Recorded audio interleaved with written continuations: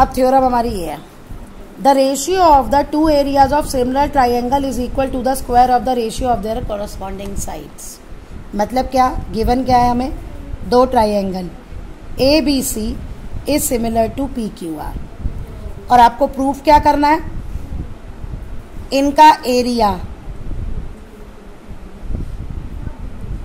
दोनों का अगर हम एरिया निकालेंगे तो साइड के स्क्वायर के ए बी, जहाँ ए बी है वहाँ P Q, A B upon P Q, B C Q R. देखिए मैं कैसे लिख रही हूँ, मैं कॉरस्पॉन्डिंग साइड्स पे लिख रही हूँ, ए सी पी आर, ठीक है, equal to the square ratio of their corresponding sides. ये आपको प्रूफ करना है और ये काफ़ी रिजल्ट यूज होता है। इसका प्रूफ करने के लिए हम इसमें परपेंडिकुलर ड्रॉ करेंगे, क्योंकि एरिया की बात हो रही है, दोनों ट्राइंगल में हम परपेंडिकुलर ड्रॉ करेंगे। अब इस ट्राइंगल का एरिया क्या होगा, A B C, area A B C triangle का half base into height, area P Q R क्या होगा, half base into height, okay, P N. दोनों को फिर से डिवाइड कर दिया जैसे हमने बेसिक प्रोपोर्शनैलिटी थ्योरम में किया था, हाफ से हाफ कट गया, ये आया B C Q R into A M upon P N, P N. अब हमें A M upon P M की जगह B C upon Q R चाहिए, बी सी अपॉन, और मैंने गिवन का भी कुछ भी यूज़ नहीं किया, ये दोनों ट्रायंगल्स सिमिलर हैं जो। अब मैं क्या करूँगी, मैं इन दोनों ट्रायंगल को सिमिलर प्रूफ करती हूँ।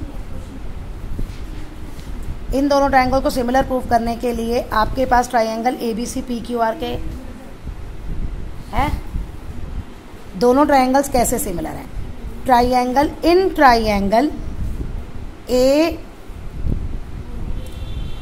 B M and triangle P Q N, angle B is equal to angle Q, क्यों, corresponding angle of similar triangles are equal, angle 1 is equal to angle 2 each 90। अब ये दोनों ट्रायंगल, यहाँ दोनों ये ट्रायंगल लिख लेना, ए से सिमिलर हो गए।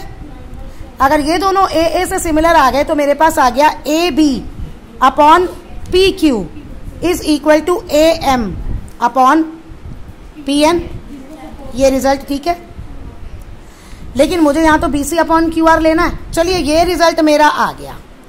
अब triangle A B C is similar to P Q R, तो इसलिए तीनों साइड्स प्रोपोर्शन में होंगी, A B upon P Q is equal to B C upon Q R is equal to P R upon A C upon P R, ये है।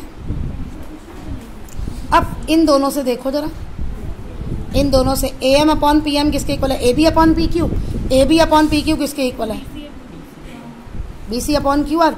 तो ये आ गया रिजल्ट,